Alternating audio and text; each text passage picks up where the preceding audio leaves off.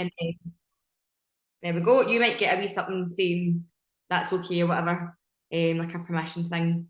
And we'll get going. So let me share my screen on my wee thingamabob here. Of course, I've got my Canvas slides ready. And I'm not muting anyone, so like I says, if you've got anything you want to bring up, then fire away in the wee chat box or something. Right, here we go. How did I do full screen? Sorted, here we go. So this is our very first team check-in. So obviously everybody got the link for doing the new job form format. Spoiler alert!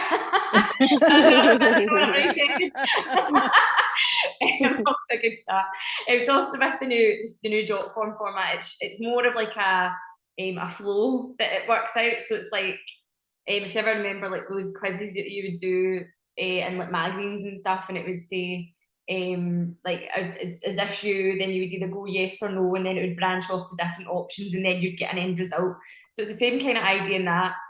I did say that I was getting someone to program it for me because I'm not good with things like that. So someone made it. If anyone's came across any issues with it, like let me know. But I've tried it out a couple of times and it seems to be all working fine. It should basically ask you if you're due check-in pictures and all the rest of it as well. So if you normally wait to do your pictures with me, then that's absolutely fine. But if you're like Angela, if you're an online client, then there'll be times that you need to update your measurements and your pictures and stuff, then it'll ask you for it. And if it's not, like if you're not due to do pictures that week, then you just ignore that, you say no and all the rest of it. And then it'll ask you more questions. How's your training going this week? Is it going well? Is your diet going well? And all the rest of it. So if you've done it in class, I've taken the most common responses from it and put it into tonight. So before we get going, we've just got a team shout out. So Lisa and Leslie. Leslie's not actually here tonight, I think, but Lisa is. So I just wanted to say shout out to Lisa. Just because I know that for the two of you in particular, I was talking to Leslie about this last week, Lisa, because you've also had such a mental workload lately. And Leslie's just been kind of in the same boat as you. Her work partner has been off on holiday as well, so she's like picked up a double workload on top of everything she was already doing, and it was just wild. So I just wanted to say well done to you guys for kind of keeping the head in July and doing your best, because I know it wasn't easy for the two of you, and that's just like the most common thing that we all tend to go through, is just struggling with when life things went the way. Like I know Lauren's obviously got a wedding coming up, so she's like spinning all the plates as well, and it's just hard to make it all happen, and sometimes something's got to give. So well done to you guys for just like doing the best you can on top of everything else, because you did really, really well despite Thank you. mental workloads. So hopefully August is a bit more calm for you guys. So first in the chat box, if everybody wants to jump on and share 3 things that you're proud of achieving last week. It could be gym related, it could be work related, it could be social related, whatever it is. 3 things that you're proud of achieving. I'll give you a minute to just fire anything away in there. This is a good way to reinforce. Maybe if you've had a crappy week, there's still always something that you'll have done well. There's something that might have went well. Sometimes it might even be that if we've had like a busy weekend and we don't really feel like much has came from it, a good thing it might have been that you just got to spend time with friends and family and just have a good time, even if you might have went a bit off track, if you went over your calories, if you didn't get your workouts done, whatever it is, there's still something good that can come out of everything. It might be that you absolutely smashed your workouts last week, whatever it might be. So who have we got? So we've got July Go Watch. I know you smashed that one, Lisa. Eating better and get a bit more workouts in. So that's really good. Like I said, just there, like your month was so mental. So that's absolutely class that you got your step goal. Because I know that you like the thing on your Apple Watch. Do you know what? It's so sad. I mean, it's every month they give you like a new target of what you have to do that month to get your wee badge at the end of the month. And I'd set myself a target at the start of this year that I wanted to get every single one of them, because I always seem to miss one throughout the year. So yes, I know it's but it appeals to me. Yes, I was quite happy to get that this month. Good on you, well done. I'm glad you got that. You deserved it. You're working your bloody feet off there trying to get it. Good well. And then Lauren, you've done well your steps too, which is really good. You're going out for dinner and managing your calories well, and that one's really tough. Like that's one that's going to come up. I don't know if that was like your feedback from the check-in, but when you're trying to socialise and stick to your calorie goals and stuff, it can be really difficult, but it can be done. You just need to kind of be sensible about it, and it's a bit of trial and error sometimes as well. And you kind of bank some calories for the weekend, which always helps, so that's really good. And then Angela, you have signed up to see me, which is just the best thing you can ever do. I talked about it for a while, so we'll see how the month goes. No, you'll be cashed with me soon. But yeah, I'm glad that you find that that's like a good thing, that you're kind of investing in yourself and taking steps to do something for you. You got really irritated with someone at work but decided to let it go. Oh, teach us your ways. it took me 2 days to get that out of my system. Really? That's honestly, like, work things are hard, aren't they? See, when someone pisses you off in work, it can be so hard to like either let it go or like you said, to let it go, or be civil about it. So well done you. And then a bit of gardening done. Happy days. Love it. Great. So sad, but there you go. Listen, good on you. It's gonna be me, like gardening some grass, so well done. Right. So the next one is a lesson. So share something that you have learned from last week. So something might not have went well, or something could have went wrong, but you've managed to rein it in and recover it. It might have been like Angela's one, somebody's like ticked you off in work. What is something that you've kind of learnt from last week and you felt, actually I've done this and I could do this differently going forwards, or anything like that? Because we always benefit from sharing these things, don't we?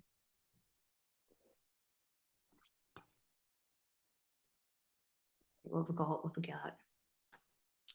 Lauren, don't be so hard on yourself. Your dress. The dress fits! The dress fits. Love it. So that's you. Like, you can not rest easy now, but after obviously your last fitting, when you were feeling a wee bit uncomfortable and stuff, what was that, 2 weeks ago, a week ago? It was about 3 weeks ago, actually, believe it or not, and it was tight and I felt just a bit uncomfortable and I was really like giving myself a hard time. But then to go back and feel better in it, like, I think it just shows you kind of have to just be patient. So I've definitely learned from that, and maybe just not to put too much pressure on myself as well, because I think we're so hard on ourselves sometimes with these types of things. Definitely, and like you says, especially because you have had so much going on, all the wedding bits and bobs, all the meetings after work in itself, trying to get your steps in, trying to eat well, trying to get your workouts done, trying to sleep, trying to see people, it's so much. So you definitely don't deserve to be hard on yourself that way. You should be really proud of how much like effort you've been putting into everything, and obviously come the big day, it will all be worth it, won't it? When you've got definitely. So good on you for that. And then Lisa, you says not to drink so much on a Saturday lunch. I know. Because then you don't sleep very well on a Saturday night, and then you're pretty hungover on a Sunday, and it takes you until like 4 o'clock in the afternoon before you really get started. I know. So yeah, I had to try to remember that lunch tends to stop round about 3 o'clock. You don't have to continue it on into the evening. But it was good at the time and I enjoyed it. So good. Just Sunday not so much. Love it. And then Angela, you have got an irritation thing at work more to life. Absolutely. Like in the moment it's not, is it? It's hard to shake it off when you're in work and in that position, isn't it? Yeah, I went for a walk for lunch the next day and I just thought, sod it, I'm fed up with this person every day. There's more to life. The sun is shining and it's a nice day. Quite right, good on you. You can leave them behind in work. That's it. Don't take it home. But like I said, easier said than done sometimes, so good on you guys. Fabulous. Right, so these are the concerns that we've had coming up in the check-ins. So one of them was squeezing in more steps, which is always a biggie. It seems that we've had crap summer at the start and it's hard to get walks because it's been raining. Then the sun was absolutely melting the face off of us all. It's still hard to get walks because even though it was lovely, it was just so hot. So yeah, it's hard to kind of get that balance. Weather dependent, it's also hard when we're busy, when we've got work, all the commitments going on. So we'll have a wee look at that one first of all. Then the next one, socialising at weekends. We'll touch on that briefly. I've actually linked a training that we did previously on it, all about being a kind of weekend warrior. So I'll talk about that one, give you some tips, but there's also, I've attached the training if you want to go back and watch that as well, because there is loads of help in that one. Increasing confidence. So this one, I've kind of looked at in a broader sense, like gym confidence and stuff, but then I've also kind of done some wee bits and bobs. This isn't really something that I talk about too much, to be honest with you guys. I think for me, sometimes I could probably do a bit better with these ones, because I always feel like that's not something I'm very comfortable talking about, I suppose, like not in a preachy way, but like mental health things, I suppose, and like not putting body image and things like that on people, and trying not to like be one of these guru people. Like that's obviously not what I'm about, but I suppose like when it does come to things like this, it is really important. And I always kind of take for granted that when you guys come to see me, like we're in that studio and you might not be so confident in an actual gym setting and stuff. So we'll kind of look at that one. And then the last one is meal prep. So I've got a couple of wee attachments for the meal prep one too that you should find helpful, and also some stuff coming up in trainings actually that should help out with them as well. So let's get started on squeezing in more steps. So I think a good way to help with your steps is to look at how you start and end your day. So that's always the easiest way to go about it. If there's any way that you can get up a little bit earlier, or if you can get some steps in before you finish off your day, then that's like one of the easiest ways to do it. Like Lauren, we've kind of looked at that lately, haven't we? Because your schedule has been wild at work. If you've been able to either like get some steps in after your session last week, you had a wee bit of time to kill before you had to go back to work, so you managed to get some steps in. But also at the end of your working day, like you've came home, and rather than obviously what we want to do is sit down and chill out and maybe sit at dinner or something, you've went straight out and got a walk in, or else kind of waited till after dinner and done it. So that's always like the simplest way to do it. I suppose sometimes if we can say that we'll set time aside in the middle of the day or on our lunch break, and then people book in meetings on your schedule, or people will run over meetings on your schedule, and it can kind of eat into your workload, eat into your time that you're setting aside for going for your walk, which is quite annoying. But work commitments are work commitments. Sometimes it just can't be helped, and that's it. And you can't really like, sorry, I need to leave this meeting, I need to go and get the steps in because you know hammer me for it, you know. And your work goes like, all right, no worries. When you go, I actually do say that, Fiona. I actually do say that genuinely. The people in my work laugh because I say, you're going to have to hurry up because I've got my 2 loops to do, and they all laugh. Oh, I love that. Well, if you can do it, then go for it. I do, and then I just say, I've got a dress to fit into in 6 weeks, guys. So you're going to have to hurry this meeting along. I need to do my steps. I love that. Well, that's class then. Happy days. It works. They laugh, and then we usually hurry up. So if you can, then why not? Well, that's always another option. So you can either start your day, end your day, or just tell your boss to get to, because you've just got your steps to get in. That's it. Pretty much. So that can be one way. If you feel like maybe the day is going to get ahead of you, and if you look at your schedule, you think there is literally no time to fit it in. Feasibly, is there any way that you can get up half an hour earlier and go for a walk? Is there any chance that you can maybe come straight in from work and go for a walk before you even like settle down for the evening? Is there any way that after your dinner you can just get up and go for a walk? Is there a way that instead of maybe sitting down to chill for Netflix, we can go for a walk? You know, there's always something that we can do. We can definitely make a wee bit more of an effort, whether it's the start or the end of the day. And sometimes it's easier at the start. I know it's horrible, like you could be thinking that's the half hour extra I could be in my bed, but at least that'll get done and dusted, or you'll at least have had a bit of an impact on your step count for that day anyway.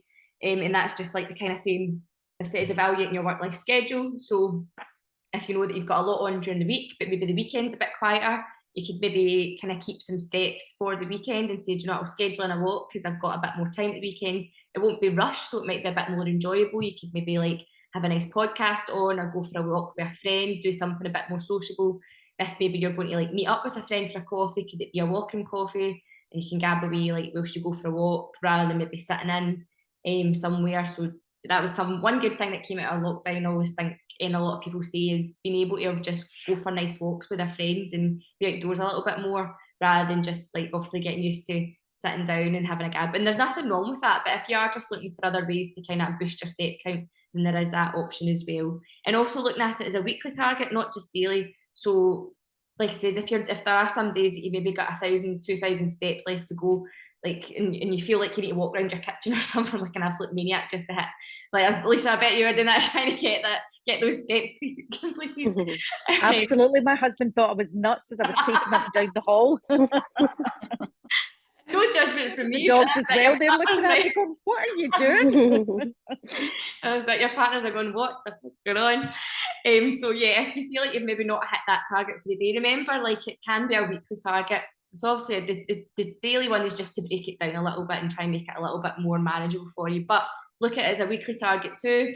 If there's days that you don't quite hit it, you carry it on at the next day or carry it over the weekend, whatever it's got to be, then that's absolutely fine. It's just make sure it doesn't come the weekend and you're like, oh, I've got 50,000 steps to do. Shit.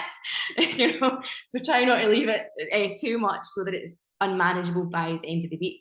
And yeah, like the home steps video, I remember we used that. I think that was the start of the year when the weather was absolutely horrid and we literally could not get out because it was torrential, it was minging, it was constantly raining and horrible, and it wasn't even like that kind of rain you can persevere with. Everyone was getting absolutely drenched, and we found the little step along video on YouTube, and I think it was like not burn 1,000 calories, it was like do 1,000 steps or something like that, or whatever it was, and you're literally just following along this person marching about in the living room like an absolute maniac. But it got the job done for a lot of people. So there's always that option if you need to revert to that.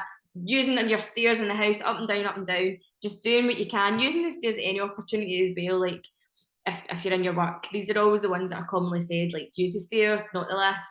You know, if you can get off your public transport, if you use it to get to work or anywhere you're going, if you can get off a stop early, if it's manageable if you walk that little extra bit, parking your car further away in car parks, if you're going to the shops, all these little things do add up, and they can make a little difference over time.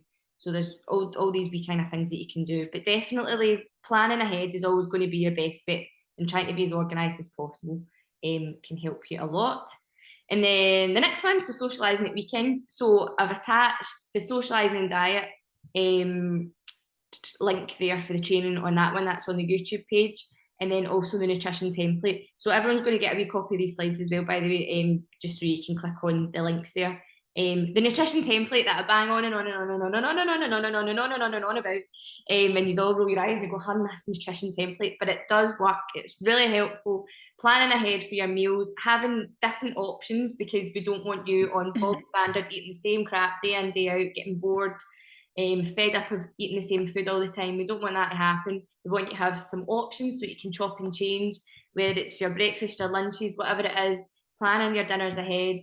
And then also having options for the weekend, having some templates set out for the weekend. And it means that when it does come the weekend, if you've got stuff going on, you can either like bank some calories during the week, keep some aside so that you've got extra for the weekend, if you've got maybe a big night out or something like that, or lots of wine at lunch, you know, things like that. So it means that you've just got some set aside, and you can feel confident and enjoy yourself without worrying about going over your calories all the time. So the nutrition template is so helpful for that. So please make sure you use it. And if you need help putting your template together or needing some ideas, then you can let me know. Like I said, banking calories, so just setting some aside for the weekend. Be careful with this one. We don't want to be getting into some sort of like over restriction thing during the week when we were on absolute poverty calories during the week, just so that we can go toe-to-toe at the weekend. You obviously want to save it for like if you have got something coming up, and maybe like, you know, even if you took 100 calories off every day, that's 500 extra calories for the weekend, which could be 5 drinks. You know, it doesn't sound a lot, but it can make a difference between you still being in a calorie deficit, being at maintenance calories, or just going in a total blowout and going over your calories. And that's okay sometimes. Like if it's just the odd weekend that you know, a rare weekend that you just absolutely go mad whilst you're in a dieting phase. Remember, this isn't for like all the time. This is just if you're in a dieting phase and you're trying to adhere to a calorie target, then, you know, it can be really useful to bank some calories during the week. Again, just be sensible with it. We don't want you on like ridiculously low calories during the week, so you're absolutely exhausted, and then come the week out you feel like you just need to go wild, because that just kind of creates that on it off it kind of cycle that we don't really want you to be on anymore. Lower calorie alternatives, so whatever your poison may normally be, you can always change that for lower calorie options. So if maybe you quite like cider, that's always an easier one to swap out, because it is really, well, not really high in calories, but it's kind of higher in calories, and very easy to drink, which I always find, like if it's Copper Bergs and stuff like that, you can drink it like juice, and before you know it, it's a lot of calories have gone. Whereas like drinks like, you know, vodka, soda, lime and stuff like that, they can be really low in, well, a lot lower in calories in comparison. So there's always wee swaps like that you can make. Looking ahead at the menus as well for wherever you're going is really helpful. I know a lot of places have got like calories listed and stuff, which I'm not mad about, to be honest. Like, I personally think if I'm going out for a meal, like I would rather just enjoy it. I'm probably not going to care what the calories are. But if I was trying to be a bit more mindful about what I was eating, then I get why that can be really helpful. It is always good to bear in mind that these are approximate calories, like they're never going to be bang on accurate. I don't know what kind of leeway places have got in terms of how accurate they need to be for their calorie target that they give to people. It's always going to be a rough kind of guide, isn't it? But it just means that you've got that awareness. So if you are going somewhere in particular, then you can maybe plan ahead, because you know there's roughly this amount of calories in that meal. So maybe if you're going out for your dinner that night and you're looking at the menu, you say, right, I'll have this, this and this. That's going to be this amount of calories. And then during the day, you can maybe plan and say, well, I'll have maybe a lighter breakfast or a lighter lunch or something. And then I'm still either going to maintain a calorie deficit or accept that I might just get maintenance for that week, because I might go a little bit over the calories, but it's nothing too wild, and it should be fine. So there's ways to do that, kind of looking ahead. It's always plan ahead. But if you can, it can be really helpful. And remember, this isn't, you don't need to do this for life. Remember, you're not going to be in a calorie deficit for life. We just want you to be in a calorie deficit for a period of time so you can achieve your goal weight. And then, you know, obviously you've learned all these good habits and techniques to, you know, stick to a relatively good calorie target and maintain the weight that you've achieved. So we don't want you to be always thinking calorie deficit. It's just for your dieting phase, okay? And then not giving it to peer pressure is another one. So it's so hard when you're out with like friends and stuff, and oh, I think this is going a bit funny. Oh no, what's going on? Oh,